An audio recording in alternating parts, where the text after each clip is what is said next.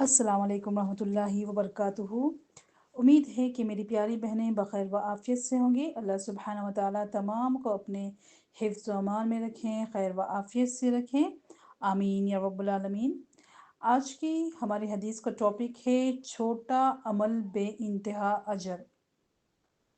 हज़रत अनस रज़ियल्लाहु तआला अन्हु से रिवायत है कि रसूल सल्लल्लाहु अलैहि वसल्लम ने फरमाया, यकीनन अल्लाह ताला इस बंदे से बड़ा खुश होता है जो खाना खाए तो इस पर अल्लाह का शुक्र अदा करें और पानी पिए तो इस पर अल्लाह की हम्द करें।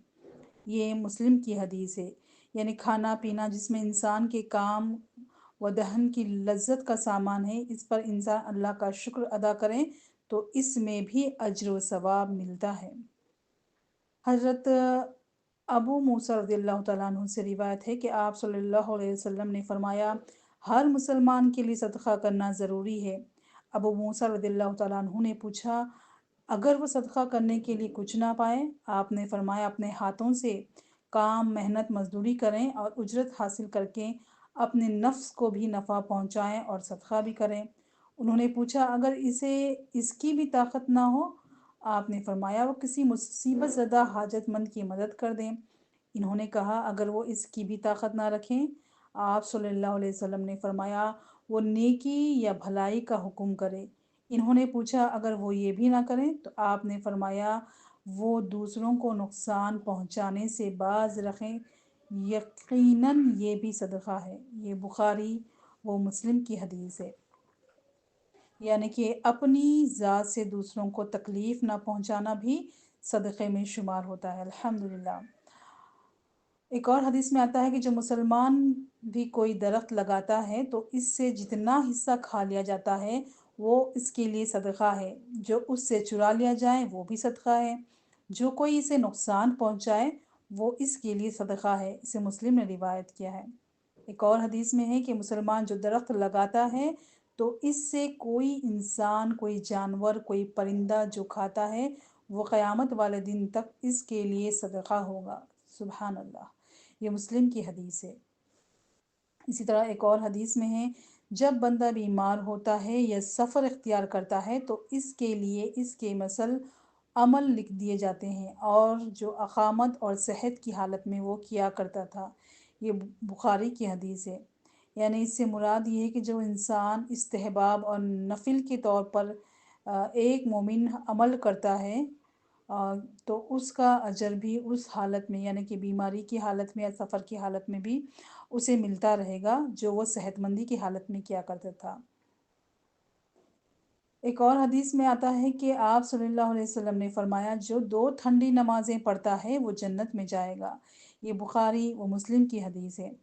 यानी इन दोनों नमाज़ों की ख़ुसूसी हिफाजत के लिए फ़जीलत और तरग़ीब इसलिए बयान की गई है कि नमाज फ़ज्र में उठकर आना नहायत मुश्किल अमल है।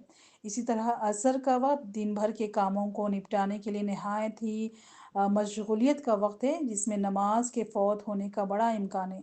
तो जो शख्स इन 2 नमाज़ों की हिफाज़त कर लेता है तो वो दूसरी नमाज़ों की हिफाज़त आसानी से कर सकता है और इसे जन्नत में ले जाने का ये बेहतरीन ज़रिया साबित होगी। इसी तरह एक और हदीस में आता है कि आप सल्लल्लाहु अलैहि वसल्लम ने फरमाया, क्या मैं तुम्हें ऐसे आमाल ना बतलाऊं जिनके करने से अल्लाह गुनाह मिटा देते हैं और दर्जे बुलंद फरमाते हैं? सहाबा कराम रज़ियल्लाहु तआला अन्हों ने कहा कि ज़रूर, क्यों नहीं या रसूल अल्लाह। तो आप सल्लल्लाहु अलैहि वसल्लम ने फरमाया, गिरानी और नागवारी के बावजूद कामिल तरीक़े से वज़ू करना, मस्जिदों की तरफ ज़्यादा कदम चलना और एक नमाज के बाद दूसरी नमाज का इंतज़ार करना, बस ये अज्र व सवाब में सरहद पर मोर्चा जन रहने की तरह है। ये मुस्लिम की हदीस है।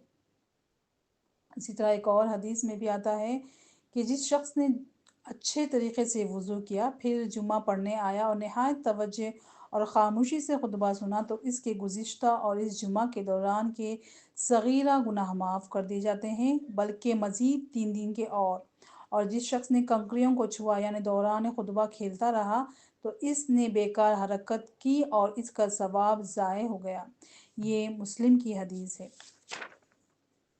और इसी तरह एक और हदीस में आता है कि आप सल्लल्लाहु अलैहि वसल्लम ने फरमाया, میں نے ایک آدمی کو جنت میں چلتے پھرتے دیکھا، اس نے اس درخت کو کاٹ دیا تھا جو راستے کے درمیان میں تھا اور مسلمانوں کو تکلیف دیتا تھا، یعنی اس عمل کو قبول فرما لیا گیا۔